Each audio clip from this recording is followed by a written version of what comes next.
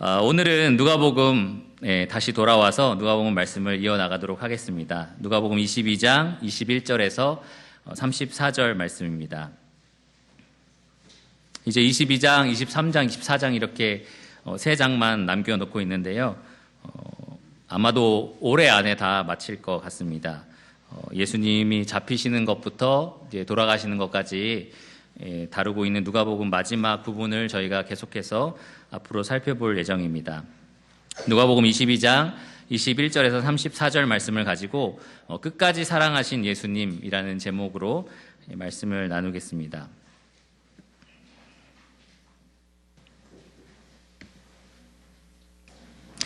오늘은 본문을 먼저 다 읽지 않고요. 읽어가면서 설명하도록 할 텐데요. 오늘 본문 전체적인 내용을 쭉 살펴보면 사람이 얼마나 연약한지를 낱낱이 보여주고 있습니다. 처음에 등장하는 가룟 유다는 돈 몇 푼 때문에 3년이나 자기를 가르치고 돌봐준 자기의 스승을 어떻게 하면 팔 수 있을까 이렇게 고민하는 장면이 나옵니다. 나머지 제자들은 가룟 유다를 포함해서 좀 있으면 잡혀서 신문당하고 십자가에서 돌아가실 이 예수님 앞에서 서로 누가 크냐라고 싸움을 벌입니다.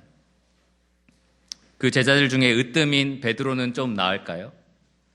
그렇지 않습니다. 예수님은 그에게 네가 나를 3번 부인할 것이다 라고 확실하게 말씀을 하셨습니다. 오늘 본문을 쭉 다루면서 여러분 이런 질문이 아마 떠오르실 겁니다. 왜 이렇게 사람은 연약할까? 왜 이렇게 사람은 나약할까? 금방이라도 주님을 위해서 목숨을 버릴 것처럼 우리가 강하게 각오를 하다가도 별거 아닌 일 때문에 쉽게 우리가 주님을 부인합니다. 내 육체의 정욕 때문에 쉽게 주님을 버립니다. 주님, 저는 주님 한 분만으로 만족합니다 라고 기쁘게 찬양을 했다가도 금방 별것 아닌 일로 우리는 다른 것들로 우리 마음을 채워 넣습니다. 크게 낙심하기도 하고요. 넘어지기도 하고 후회하기도 합니다. 그리고 그러한 행위를 우리가 무한 반복합니다. 계속 넘어지고 계속 후회하고 계속 실망합니다. 이렇게 사람은 참 연약한 존재입니다. 여러분도 그렇지 않으십니까? 우리 모두가 다 이렇게 연약한 존재입니다. 이 교회의 기둥이었던 이 사도들조차 오늘 본문 말씀에 보면 그런 연약한 사람들이었습니다. 만일 제가 이 12사도 중에 한 사람이었다면 이 누가복음의 저자 누가를 찾아가서 이 부분만큼은 편집해달라라고 부탁을 했을 겁니다. 그만큼 부끄럽고 연약한 그들의 모습이 여기 생생하게 기록되어 있습니다. 하지만 하나님께서는 이 성령님을 통하여 이 누가를 사용하셔서 이 사건을 분명하게 기록을 하셨고요. 거기에는 우리 모두의 연약함을 우리가 볼 수 있도록, 그리고 그 연약함에도 불구하고 우리에게 은혜를 베푸시는 예수 그리스도를 바라보게 하시려는 하나님의 분명한 뜻이 담겨 있습니다. 오늘 이 말씀을 통해서 그래서 저는 예수님이 보여주신 이 사랑과 은혜를 여러분 모두가 보시기를 원합니다. 여러분의 연약함을 바라보면서 그때 내가 바라봐야 할 그리스도의 은혜는 무엇인지, 그리스도의 사랑은 무엇인지 이 시간 여러분들이 분명하게 보시기를 원합니다. 그것이 여러분들의 참된 위로와 힘이 되기를 간절히 기도합니다. 오늘은 총 3가지 장면을 살펴볼 텐데요. 먼저 가룟 유다와 있었던 장면, 그 다음에 12제자가 서로 싸웠던 장면, 그리고 마지막 베드로에게 있었던 장면입니다. 첫 번째 장면을 보면 21절에서 23절까지 이 가룟 유다와 관련된 장면이 있습니다. 먼저 저희가 누가복음을 오랜만에 돌아왔기 때문에 그 앞선 배경을 살짝 설명을 드리면 오늘 일어난 모든 사건은 예수님이 제자들과 마지막 유월절 식사를 준비된 다락방에서 나눴던 니산월 14일 목요일 저녁에 일어난 사건입니다. 여러분 기억하시겠지만 예수님께서 이 유월절, 유대인 유월절 전통 예식에 따라 제자들과 함께 유월절 식사를 하셨습니다. 그러면서 예수님은 새로운 의미를 부여하셨죠. 이 떡은 너희를 위하여 찢기는 내 몸이다. 이 잔은 너희를 위하여 흘리는 내 피다. 이렇게 새롭게 의미를 설명하셨습니다. 예수님은 이제 몇 시간 후에 유대인 그 종교 지도자들의 손에 의해서 잡히게 되실 것이었습니다. 그리고 앞으로 예수님에게 일어날 모든 일들은 예수님이 이 떡과 잔을 나누면서 하셨던 말씀처럼 자기의 피로, 자기의 죽음으로 하나님의 백성과 하나님 사이에 영원한 평화 언약을 맺기 위해서 예수님이 하실 일들이었습니다. 창세전에 하나님께서 계획하신 일이었고요. 수많은 구약의 선지자들의 입을 통해서 이미 예언되었던 일이었습니다. 마지막 선지자 세례 요한은 예수님을 가리켜서 이렇게 말했습니다. 보라, 세상 죄를 지고 가는 하나님의 어린 양이로다. 예수님 그 요한의 말에 따라 하나님의 어린 양으로서 세상의 모든 사람의 죄를 대신 지고 지금 죽음의 자리로 가고 계신 상태였습니다. 하나님의 기뻐 받으실 화목 제물로서 죽음을 당하기 위해 지금 이동하고 계신 것입니다. 이날은 6월절이었고요. 6월절 양이 잡히는 밤이었습니다. 예수님은 정확하게 그날 백성들을 위한 6월절 어린 양으로서 죄를 대신 지고 죽기 위해서 지금 가실 예정이었습니다. 여러분 혹시 이런 생각해 본 적 있으십니까? 이제 곧 몇 시간 후면 내가 죽는다라고 했을 때 나는 과연 어떤 마음일까? 여러분 혹시 생각해 본 적이 있으십니까? 가끔 TV에서 병든 사람, 이제 곧 죽음에 넘어갈 사람들의 이런 영상들을 보면 만약 내가 저 사람 입장이면 내가 지금 어떤 기분을 가질까라는 생각을 할 때가 종종 있습니다. 근데 병상에서 평온하게 죽음을 기다리는 게 아니라 이제 몇 시간 후면 내가 뺨을 맞고 고문을 당하고 신문을 당하고 결국 사형틀로 가서 죽음을 맞게 된다. 그럴 때 우리 마음은 어떨까요? 우리는 종종 까맣게 잊어버리지만 사실 예수님도 우리와 같은 육신을 입으신 사람이셨습니다. 그분은 죽음을 지금 몇 시간 앞에 앞두고 계셨고요. 그것도 가혹한 신문과 함께 처형을 기다리고 계시는 중이었습니다. 이 마지막 만찬상 앞에서 예수님이 가졌을 그러한 마음을 여러분들이 한번 헤아려 보시기를 바랍니다. 그것이 전부가 아니고요. 예수님은 죄를 전혀 알지도 못하신 분인데요. 조금 있으면 그 죄를 자기가 짊어지게 되는 상황이었습니다. 한 번도 죄를 범한 적이 없었던 그분이 모든 인류의 죄를 다 짊어지는 그 일을 당하셔야만 했습니다. 그것이 얼마나 충격적이겠습니까? 예수님이 얼마나 그것에 대해서 두려워하셨겠습니까?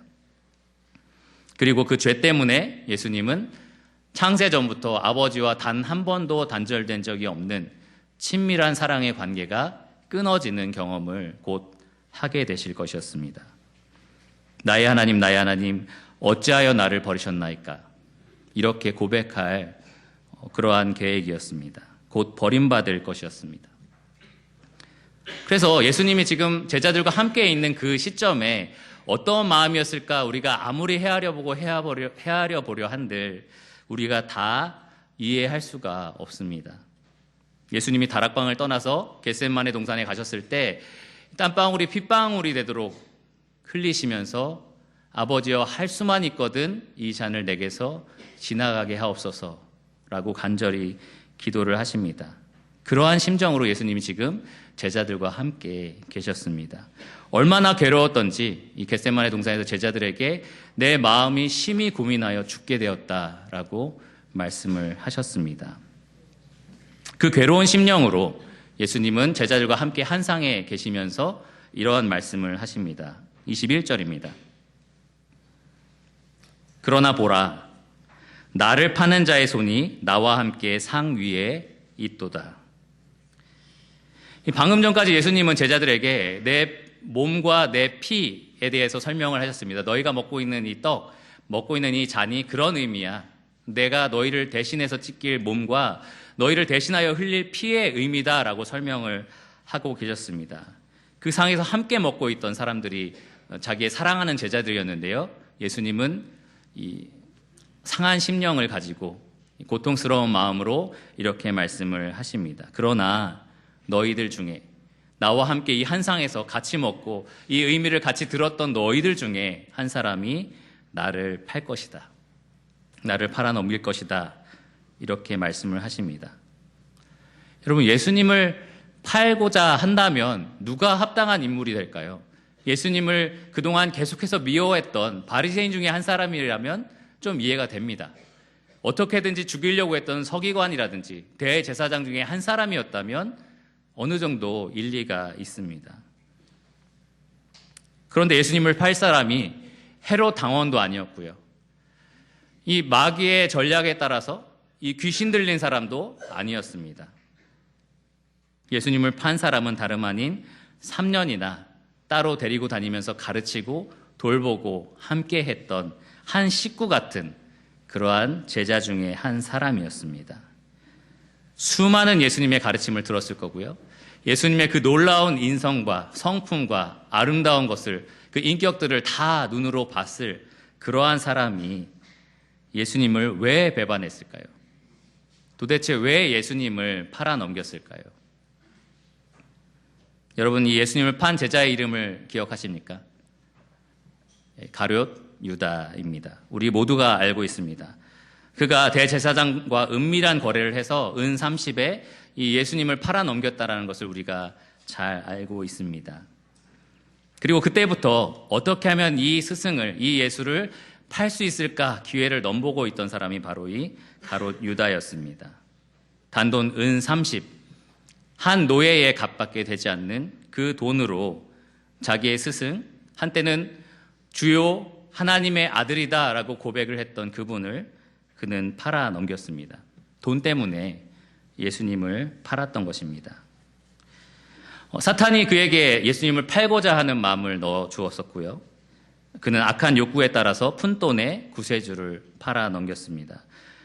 예수님의 말씀에 따르면 그는 도둑이었고 악인이었고 멸망의 자식이었습니다. 그런 유다를 저는 어려서부터 읽으면서 도저히 이해할 수 없다. 어떻게 이런 죄인이 있을까? 어떻게 예수를 팔아넘길 수가 있을까라고 의문을 가졌습니다. 모든 죄인 중에 가장 악한 죄인이 있다면 바로 이 가룟 유다다라고 생각을 했었습니다. 근데 공부를 하면서 곰곰이 생각해 보니까 이 가룟 유다의 모습에서 저의 연약함을, 우리의 연약함을 발견하게 됩니다. 여러분, 예수님을 배신한 적이 없으십니까? 살아가면서 항상 예수님이 여러분에게 있어서 가장 중요한 분이고 가장 가치 있는 분으로 계십니까? 그렇지 않을 때가 참 많이 있습니다. 때로는 내 건강이 예수님보다 더 먼저가 될 때가 있고요. 때로는 내가 사랑하는 자식이 예수님보다 앞설 때가 있습니다. 유다처럼 돈 때문에 예수님을 부인하고 배반할 때가 종종 있습니다. 내 자존심이 예수님을 배반하는 이유가 될 때가 참 많이 있습니다. 한때는 나의 사랑하는 주님이요 나의 주님이십니다. 나의 주인이십니다 라고 우리가 고백을 하지만 내 손에 다만 얼마가 쥐어진다면 쉽게 예수님을 배반하기도 합니다. 내 손에 자존심이 쥐어진다면 이 자존심을 지키기 위해서 예수님을 쉽게 버립니다. 안락과 명예를 내가 조금이라도 얻을 수 있다면 예수님은 잠시 버릴 수 있는 존재가 됩니다. 심지어 육체의 정욕이나 욕심이나 탐심이 나를 유혹할 때 그것을 내가 가지기 위해서 예수님을 버리기도 합니다. 여러분 이럴 적 있으십니까? 저는 그럴 때가 참 많이 있는데요. 한없이 연약하고 연약한 내 육체의 실체를 마주할 때가 많이 있습니다. 그럴 때 이런 고백이 제 입에서 절로 나오는데요. 오호라 나는 공고한 사람이로다. 누가 이 사망의 몸에서, 이 연약한 몸에서 나를 건져낼 수 있을까? 여러분이 예수님이라면 어떻게 하셨겠습니까? 가룟 유다에 대해서 여러분이 예수님이라면 그 자리에서 뭐라고 말씀하셨을 것 같습니까? 저라면 이 중에 팔자가 있다라고 하지 않고 바로 너다라고 밝히려고 했을 겁니다. 바로 너야 라고 분명하게 말을 하고 배신자가 바로 너고 네가 나를 팔아넘길 배은망덕한 제자다 라고 얘기를 했을 겁니다. 어쩌면 엄벌에 처하려고 했을 거고요. 어쩌면 하늘에서 당장 불이 내려와서 이 제자를 바로 그 자리에서 멸하기를 원했을지도 모릅니다. 이러한 제자의 한없이 연약한 모습을 볼 때 예수님이 어떤 모습을 보여주셨는지 참으로 놀라운 기록이 있습니다. 22절을 보시면 예수님은 이렇게 말씀하십니다. 인자는 이미 작정된 대로 가거니와 그를 파는 그 사람에게는 화가 있으리로다. 예수님은 가룟 유다를 탓하지 않으셨습니다. 이게 다 너 때문이야. 네가 나를 팔지만 않았어도 이런 일은 절대 일어나지 않았어. 이게 다 네 죄 때문이야 라고 윽박 지르지 않으셨습니다. 오히려 내가 팔리는 거 우리 아버지 뜻 때문이다 라고 말씀을 하셨습니다. 내가 이렇게 끌려가는 것, 신문하는 장소로 곧 끌려갈 텐데 그 모든 것은 아버지께서 미리 정하신 뜻대로 되는 것이다. 이렇게 하나님의 뜻을 인정하셨습니다. 실제로 시편 41편 9절을 보면 이런 말씀이 있는데요. 나의 신뢰하는 바 내 떡을 먹던 나의 가까운 친구도 나를 대적하여 그 발꿈치를 들었나이다. 하나님께서 구약성경에 이미 자기 아들 예수 그리스도께서 가까운 친구, 함께 떡을 먹던 그 친구를 통해서 배반당하실 것을 약속하셨습니다. 예언하셨습니다. 그래서 예수님은 하나님의 정하신 뜻대로 지금 그 길을 향해 가고 계신 것이었습니다. 친구의 배신을 당한 것이었습니다. 예수님은 그 유다에게 모든 화를 쏟아붓지 않으시고요. 저주를 퍼붓지 않으셨고요.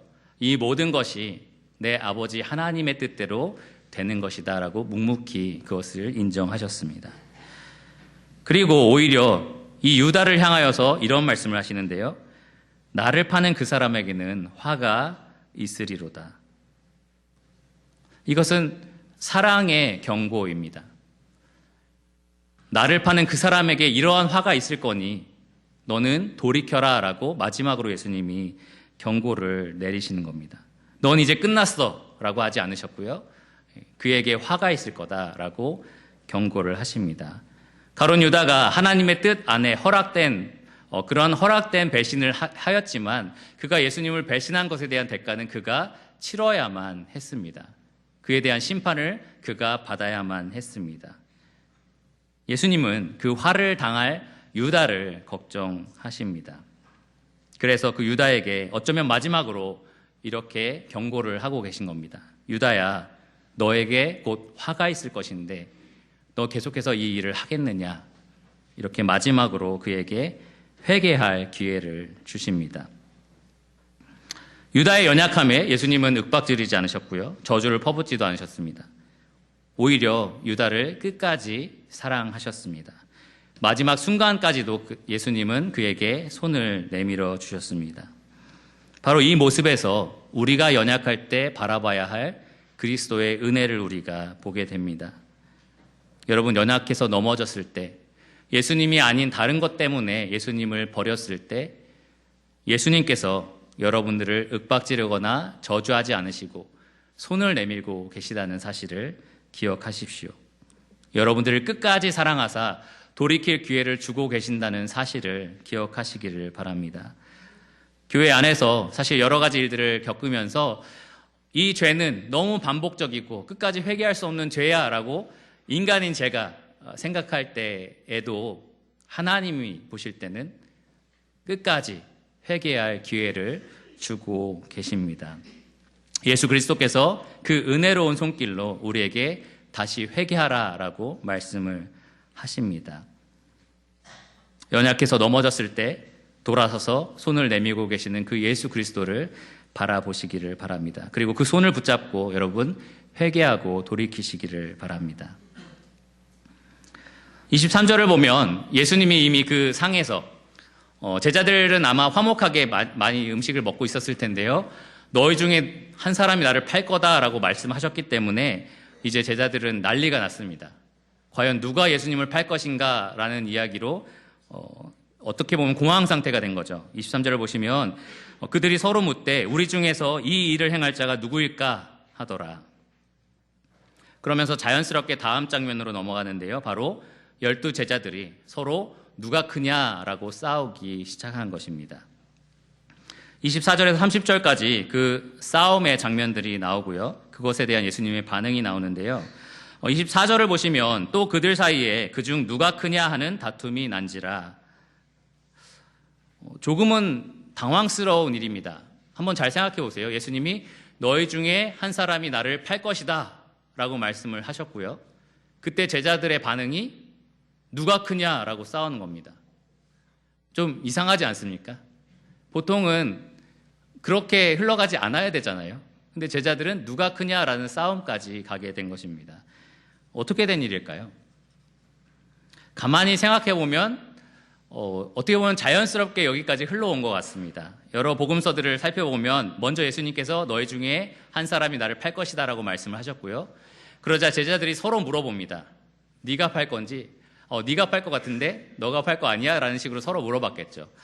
그러면서 마태복음에 보면 제자들이 뭐라고 말하기 시작하냐면 예수님께 주님 저는 아니지요 라고 묻습니다. 주님 저는 아니죠. 좀 유치하지 않습니까? 저는 아니죠. 약간 아이를 키우시는 부모 입장에서는 조금 이해갈 수가 있을 텐데 저희가 지금 다루고 있는 사람이 이 교회의 기둥인 사도들이었다는 걸 한번 생각해 보십시오. 12사도가 주님 저는 아니지요 라고 서로 이야기를 하는 겁니다. 저는 아니지요 라는 말에 뭐가 내포되어 있을까요? 저는 아닌데 저는 아닌 게 분명하지 않습니까? 근데 내 옆에 있는 이 사람 저 의심 많았던 도마 얘는 좀 팔 것 같지 않습니까? 라는 그러한 의미가 사실은 그 안에 내포되어 있습니다. 그렇게 서로 이야기를 하다 보면 어떤 이야기가 흘러나오냐 하면 나는 예수님을 팔 리가 없어. 내가 어떤 사람인지 알아? 그러면서 예수님이 나를 얼마나 믿고 있는지 알아? 예수님이 나를 얼마나 귀하게 생각하시는지 알아? 라고 하면서 서로 이제 이야기를 하게 됩니다. 예수님을 내가 팔지 않을 수 있는 이유들, 그걸 이제 나열하기 시작하는 거죠. 그러면서 제가 만약에 베드로였다면 그런 얘기를 했을 것 같습니다. 너 물 위에 걸어본 적 있어? 예. 나밖에 걸어본 적이 없는데 내가 설마 팔겠어? 라는 얘기를 했겠죠. 너 변화산 가서 예수님 변화하신 거 본 적 있어? 예. 우리 3명만 데리고 가셨는데 너희들 중에 우리 3명이 그래도 크지 않겠어? 라는 말들을 아마 했을 겁니다. 그러다 보니까 서로 교만하게 누가 크냐라는 싸움을 하고 있는 것입니다. 그런데 이 광경을 여러분들이 옆에서 지켜봤다라고 한번 생각해 보시면 제자들이 너무한 거라고 생각이 들지 않으십니까? 곧 예수님은 잡혀서 십자가라는 가장 겸손한 길로 내려가시고 있는 상황인데 그들의 제자들이라고 하는 사람들은 그 앞에서 누가 크냐라는 말로 싸움을 하는 겁니다. 어떤 의미에서 그것은 이 예수가 죽고 나면 누가 우두머리가 될 것이냐라는 싸움이 될 수도 있습니다. 마치 여러분 여기 부모님들 계시는데 자녀들이 그 앞에 와서 우리 부모님 죽으면 이 집 누가 가질 건데 라고 막 싸우는 것 같아요. 부모의 입장에서는 어떻습니까? 너무 배은망덕하죠. 너무 불효 같습니다. 마찬가지로 예수님은 지금 그들을 대신하여 겸손한 길로 죽음의 길로 지금 가고 계시는데 제자들은 누가 우리 중에 크냐라는 문제로 싸우고 있습니다. 지금 처음 싸우는 것도 아닙니다. 길을 걸어가다가도 이 문제로 싸우고 어떤 날은 가만히 앉아있다가도 서로 이 문제로 싸우고 예수님은 한번 어린아이를 데려다가 자, 이 어린아이를 봐라. 너희들 이 어린아이처럼 낮추지 않으면 천국에 들어갈 수 없다라고 가르쳐 주신 적도 있습니다. 계속 이런 문제로 싸우고요. 한 번은 자기 엄마를 데리고 와서 한 사람은 좌편에 한 사람은 우편에 앉게 해주세요라고 이런 로비를 벌이기도 합니다. 또 그 소식을 들은 나머지 10명이 어떻게 예수님에게 그렇게 배은망덕한 짓을 할 수 있어? 라고 하지 않고요. 자기들이 그렇게 하지 못했다는 거에 대해서 굉장히 분을 냅니다. 그리고 이 떡은 너희를 위해서 찢기는 내 몸이고 이 잔은 너희를 위해서 흘리는 내 피다라고 설명하고 계신 그 자리에서 내가 가장 큰 사람이다라고 싸움을 벌이고 있습니다. 정말 너무하지 않습니까? 그래서 저 같으면 그 자리에서 상을 덮고 상을 뒤엎고서 야 됐다. 내가 너희를 12사도로 뽑은 게 정말 잘못이다. 이 상황까지 너희가 이렇게 될 줄은 몰랐다. 내가 그토록 그렇게 많이 겸손해서 가르쳤는데 내가 이렇게 죽음에 넘겨지는 이 순간까지 너희가 이렇게 교만하게 싸우다니 내가 너희를 교회의 기둥으로 삼으려고 했다니 이렇게 제가 화를 냈을 것 같습니다. 호통치면서 후회했을 것 같습니다. 그런데 예수님은 그렇게 하지 않으셨습니다. 예수님은 다시 한번 온유하게 제자들에게 겸손을 가르쳐 주십니다. 처음 가르쳐 주시는 것도 아니고요. 3년 동안 내내 계속해서 가르쳐 주셨을 그 겸손에 대해서 다시 한번 온유하게 가르쳐 주십니다. 25절을 보시면 예수께서 이르시되 이방인의 임금들은 그들을 주관하며 그 집권자들은 은인이라 칭함을 받으나 너희는 그렇지 않을지니 너희 중에 큰 자는 젊은 자와 같고 다스리는 자는 섬기는 자와 같을지니라. 이러한 가르침은 사실 예수님 사역 내내 있었던 가르침입니다.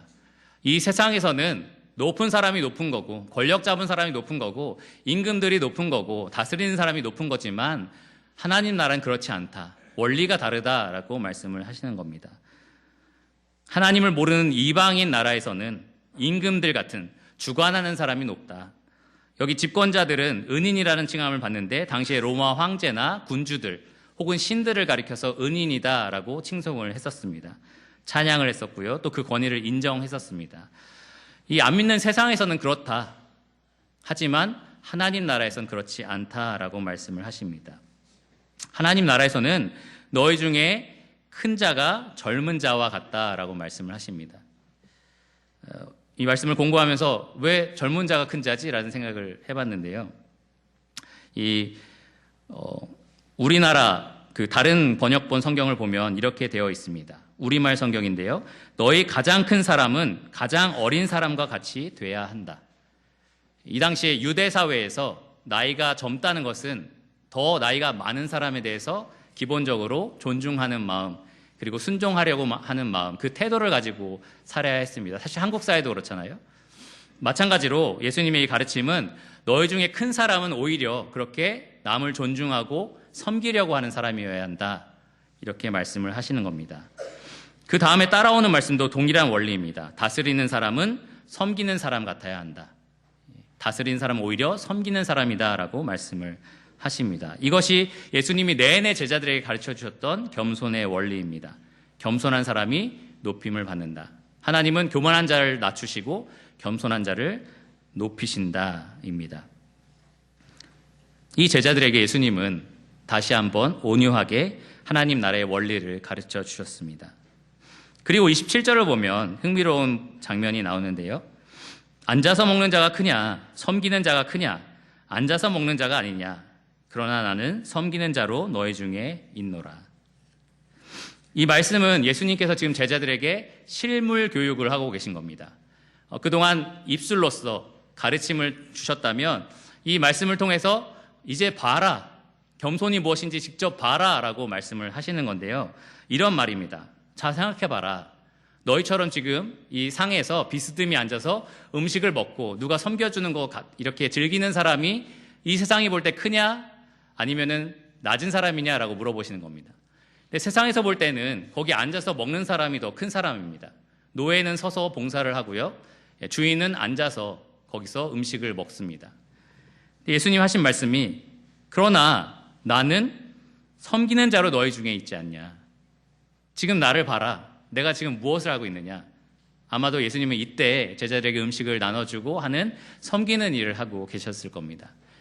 그러니까 앞에서는 하늘나라의 원리를 말씀으로 선포를 하셨고요. 지금 여기서는 봐라. 내가 지금 하고 있는 것을 봐라. 나는 너희의 주와 선생이지만 너희를 섬기는 자로서 이곳에 있지 않느냐라고 직접 보여주시는 겁니다. 예수님은 서서 섬기고 계시는 상황이었고요. 제자들은 비스듬히 앉아서 누가 가장 큰 사람이냐라고 싸우고 있는 중이었습니다. 그때 예수님은 그들에게 말씀으로 온유하게 겸손을 가르치셨고요. 또 삶으로, 행동으로 직접 겸손을 보여주셨습니다.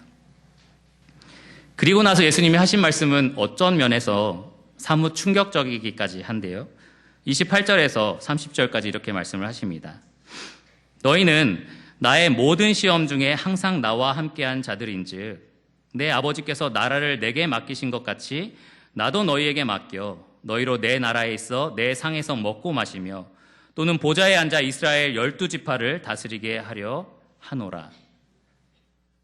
제가 아까 예수님이었다면 저는 상을 얻고 내가 너희를 12사도로 뽑은 게 정말 실망스럽다라고 할 것 같았다고 했는데요. 오히려 예수님은 겸손을 온유하게 가르치시고 나서 내가 너희에게 주려고 하는 축복이 이렇게 크다라고 설명을 하십니다. 너희가 나와 함께 계속해서 이 땅에서 함께 시험을 당하고 함께 보냈으니 나는 아버지께서 내게 맡겨주신 그 나라를 너희에게 주기를 원한다라고 말씀을 하십니다. 그리고 너희는 내 나라에 있을 거고 거기서 내 상에서 함께 먹고 마실 거고 거기서 나와 함께 12지파를 다스리게 될 거다라고 말씀을 하십니다. 이 교만한 제자들에게 오히려 큰 축복, 하늘에 있는 영광스러운 복을 말씀해 주심으로써 그들에게 겸손에 대해서 가르쳐 주고 계신 것입니다. 그러니까 너희가 받을 축복이 이렇게 크니까 이 땅에서 누가 크냐고 싸울 필요가 없다라고 말씀을 하십니다. 여러분, 이 제자들의 삶을 보니까 어떠세요? 이 모습을 보니까 나 같으면 그 자리에서 그런 식으로 싸우지 않겠다라는 생각이 들지 않으십니까?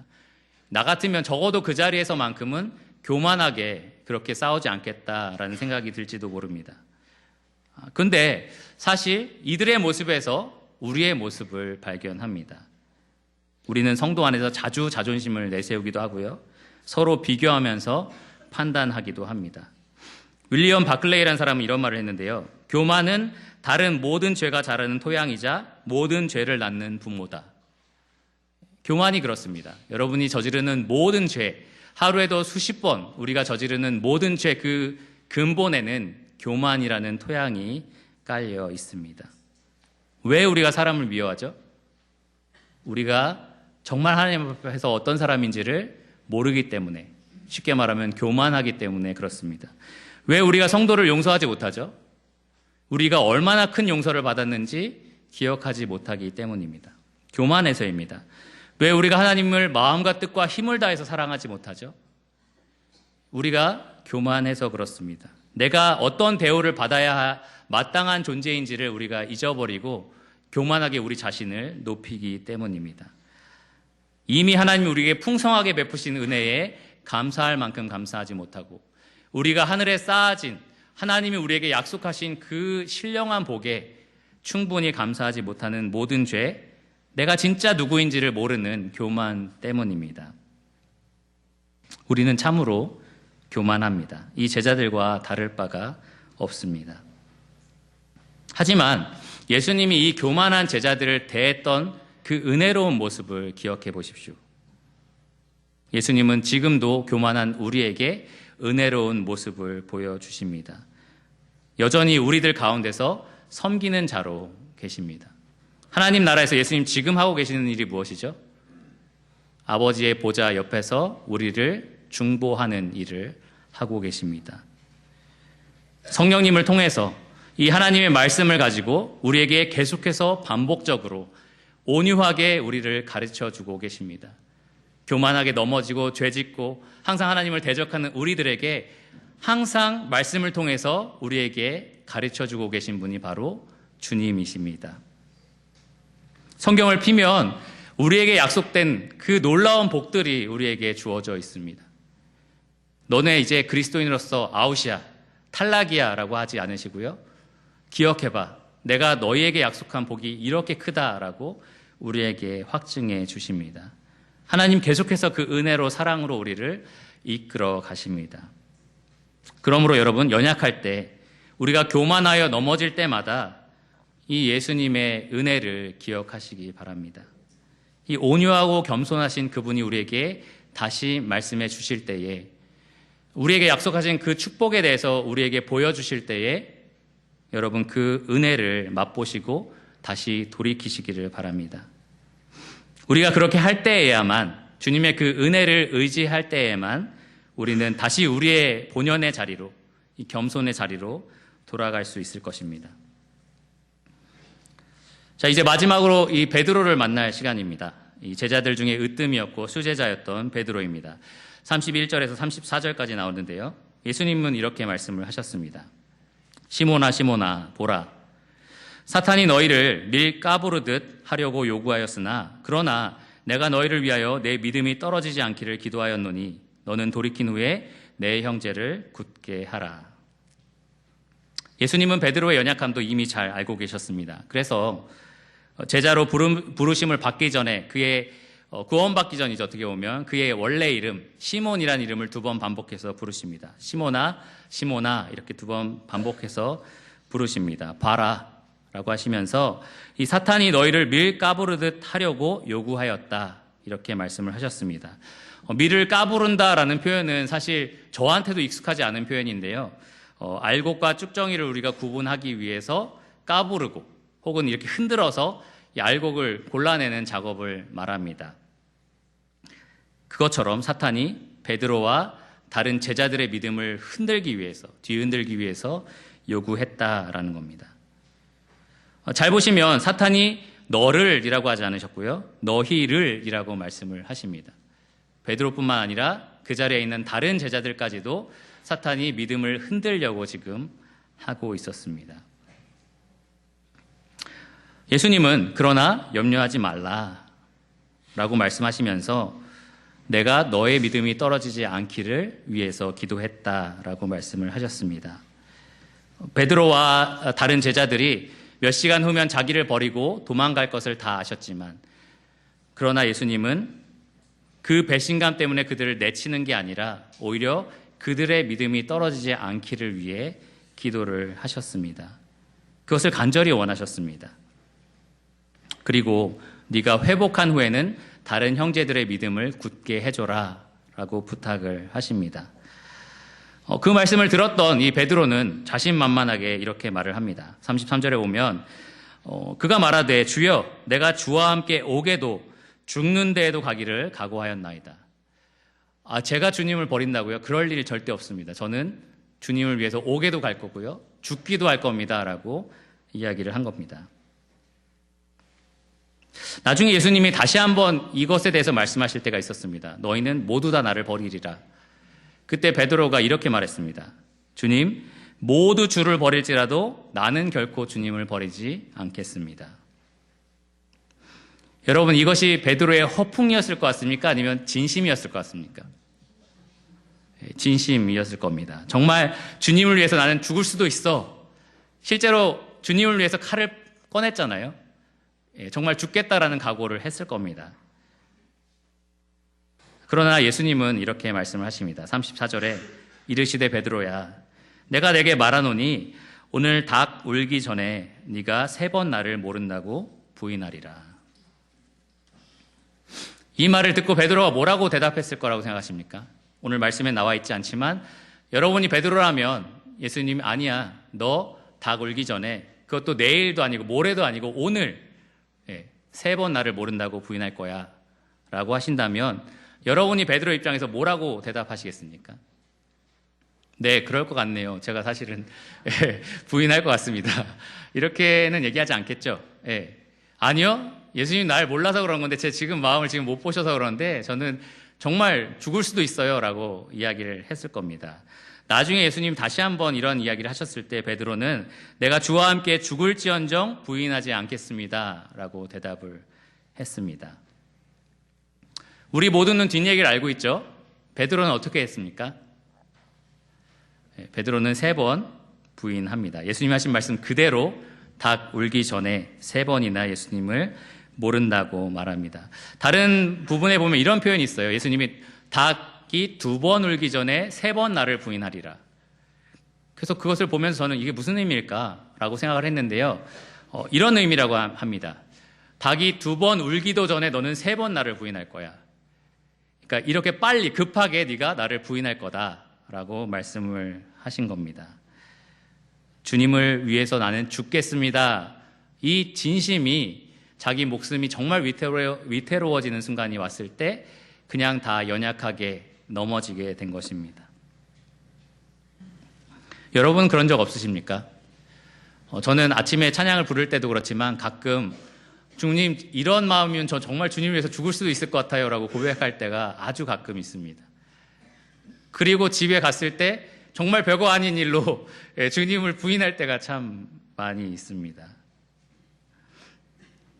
정말 주님을 사랑하는 게 내 진심인데 주님을 위해서 살고 싶은 게 나의 진심이고 주님이 기뻐하시는 일만 하고 싶고 싫어하시는 일은 정말 안 하고 싶은 게 나의 진심인데요.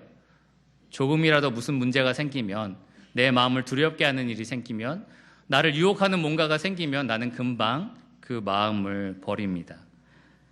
주님을 부인할 때가 참으로 많습니다. 너무나 우리가 연약합니다. 그럴 때 어떻게 우리는 예수님의 은혜를 기억할 수 있을까요? 베드로의 뒷얘기를 살짝 더 살펴보겠습니다. 이야기는 54절부터 나오고요. 다음에 우리가 살펴볼 것이기 때문에 간략하게 살펴보겠습니다. 54절부터 보시면 예수님은 대제사장 집에 끌려가게 되셨고요. 베드로는 멀찍이 따라갑니다. 한 장소에서, 이 대제사장 집에서 예수님은 신문당하고 여러 가지 희롱과 조롱을 당하고 있는 상태였고요. 그것을 다 보고 들을 수 있는 거리에서 이 베드로가 앉아 있었습니다. 뜰 가운데 불을 피고 많은 사람들이 모여 있었고요. 몰래 베드로가 거기에 같이 앉아 있습니다. 불빛이 베드로의 얼굴을 비추니까 이 베드로의 얼굴을 알아본 한 사람이 있었습니다. 한 여종이 이 사람도 저기 신문당하는 저 예수랑 함께 있었다라고 이야기를 합니다. 만약에 그것이 사실이다라고 베드로가 말을 한다면 그 자리에서 쫓겨나서 예수님이 신문당하는 그 자리로 끌려가야만 했을 겁니다. 그런 위협이 확 느껴졌을 때 베드로가 바로 뱉은 말이 아니다. 나는 저 사람을 알지 못한다 라고 얘기를 합니다. 더 정확하게 표현하면 이 여자야 라는 표현을 썼어요. 이 여자야. 나는 저 사람 몰라 라고 이야기를 합니다. 그리고 바로 후에 어떤 또 증인이 나타나는데요. 너도 분명히 저 사람의 도를 따라다닌 거 내가 봤어 라고 이야기를 합니다. 너도 예수파야 라고 얘기를 한 거죠. 그때 베드로는 이 사람아 나는 아니야 라고 대답을 합니다. 그리고 꽤 많은 시간이 흘렀습니다. 이 누가의 기록에 따르면 1시간 정도가 흘렀고요. 그 1시간 내내 예수님은 한쪽에서 신문을 당하고 그러한 조롱을 받았을 겁니다. 베드로는 아마 2번이나 들킬 뻔했기 때문에 불안한 마음을 가지고 그 자리 근처를 지키고 있었을 겁니다. 그때 어떤 사람이 나타나서요. 또 다른 증인이었는데 아주 장담하면서 말합니다. 내가 아는데 정말 이 사람은 저 사람하고 같이 있었다. 이렇게 이야기를 합니다. 마태복음의 기록에 따르면 베드로가 여기서 맹세를 합니다. 내가 진짜 맹세하고 말하는데 나는 결코 저 사람을 알지 못한다. 그리고 나서 바로 닭이 울었습니다. 여러분이 베드로였다면 어떤 마음이 들었을까요? 한쪽에서는 나의 사랑하는 주님께서 신문을 당하고 있는 상황이었고요. 나는 그 앞에서 3번이나 주님을 모른다고 했고요. 그리고 마치 알람이 울리듯이 닭이 울면서 나의 죄를, 나의 연약함을 여실히 느껴지게 하는 그러한 순간이 찾아왔습니다. 얼마나 괴로웠을까요? 아, 내가 참 이거밖에 안 되는 사람이구나. 내가 참 이 연약한 존재구나. 주님 앞에서 내가 이런 짓을 저질렀구나. 그러한 실망에 빠졌을 겁니다. 정말 믿음이 흔들리는 그러한 연약함을 경험했을 겁니다. 근데 그때 61절을 보시면 예수님께서 하신 행동이 있습니다. 주께서 돌이켜 베드로를 보시니. 왜 예수님이 베드로를 봤을까요? 왜 예수님이 자기가 신문당하는 그 자리에서 닭이 울었을 때 고개를 돌려서 베드로를 바라봤을까요? 어떤 의미가 있다고 생각이 드십니까?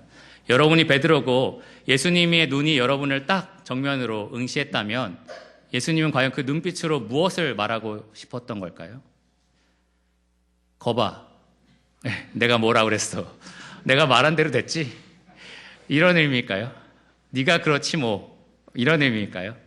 나하고 같이 죽는다며 이런 의미였을까요? 전 그렇지 않았다고 생각합니다. 이런 의미가 담겨 있을 거라고 생각합니다. 베드로야, 나는 네가 연약하다는 것을 이미 알고 있었다. 내가 너한테 이미 다 말하지 않았느냐. 실망하지 마라. 나는 네가 연약하다는 거 이미 다 알고 있었다. 그리고 꼭 기억해라. 그 믿음이 흔들릴 것 같은 그러한 그 연약함 가운데 내가 너를 위해서 믿음이 떨어지지 않도록 기도했다는 사실을 잊지 말아라. 네가 그 믿음에서 회복된다면 내가 부탁한 대로 다른 형제들을 굳게 해야 한다. 닭이 울었을 때 한 사람은 자신의 연약함을 깨닫고 통곡하였지만 또 한 사람은 그 닭 울음소리를 들으면서 연약한 제자를 생각하며 그를 돌아봤습니다.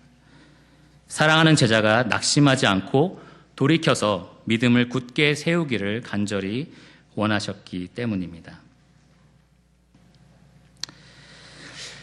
여러분, 우리 삶을 돌이켜보면 우리는 이 제자들의 삶과 크게 다르지 않습니다.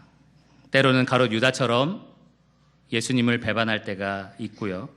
때로는 제자들처럼 교만해서 우리끼리 싸울 때가 있습니다. 때로는 베드로처럼 예수님을 부인하며 살 때도 참 많이 있습니다. 그런 연약함을 우리가 만날 때가 참으로 많이 있습니다. 그럴 때 우리가 기억해야 할 것은 예수님이 날 치시면 어떻게 하지? 예수님이 분노하시면 어떻게 하지? 이러한 두려움이 아니라 오히려 이 제자들에게 보여주신 예수님의 은혜와 사랑입니다. 연약할 때, 우리가 넘어질 때 회개하라고 끝까지 손을 내미시는 그 예수님의 손을 붙잡으시기 바랍니다. 교만할 때에, 우리가 연약해서 넘어질 때에 온유하게 우리를 계속해서 말씀으로 가르쳐주고 계시는 예수님의 음성에 귀를 기울이시기를 바랍니다. 지금 이 순간에도 우리를 겸손히 섬기고 계시는 우리의 왕, 우리의 주인을 우리가 붙들어야 합니다. 우리에게 약속하신 놀라운 하늘의 보화, 놀라운 상속에 대해서 감사하는 마음으로 우리가 예수님을 바라봐야 합니다. 여러분의 믿음과 사랑이 연약하여 넘어질 때마다, 그럴 때마다, 여러분의 연약함을 여러분이 바라볼 때마다 동시에 그 연약한 여러분을 바라보고 계시는 은혜의 주님을 생각하시기를 바랍니다. 그분은 우리를 사랑하시되 끝까지 사랑하신 우리의 사랑하는 예수 그리스도이십니다. 기도하고 말씀을 마치겠습니다.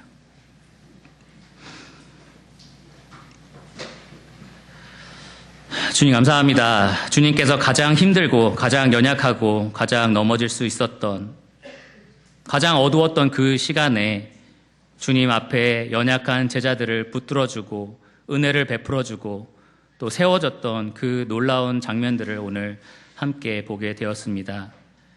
주님, 이 악한 세상을 살아가면서 우리가 넘어질 때가 참 많이 있고 연약할 때가 참 많이 있습니다. 그럴 때마다 오늘 말씀을 통해 우리에게 분명하게 보여주신 은혜의 주님을 의지할 수 있게 하여 주시기 원합니다. 연약함 가운데 방황하고 있는, 또 넘어져 있는 많은 성도들의 마음을 주님의 은혜로 붙들어 주시고 세워 주시기를 원합니다. 주님의 은혜는 너무나 커서 우리의 연약함을 충분히 압도한다는 것을 우리가 기억하게 하여 주시기를 원합니다. 들은 모든 말씀들이 우리 삶 가운데 은혜로 드러나기를, 또 열매 맺기를 간절히 기도드리며 예수 그리스도 이름으로 감사하며 기도드렸습니다. 아멘.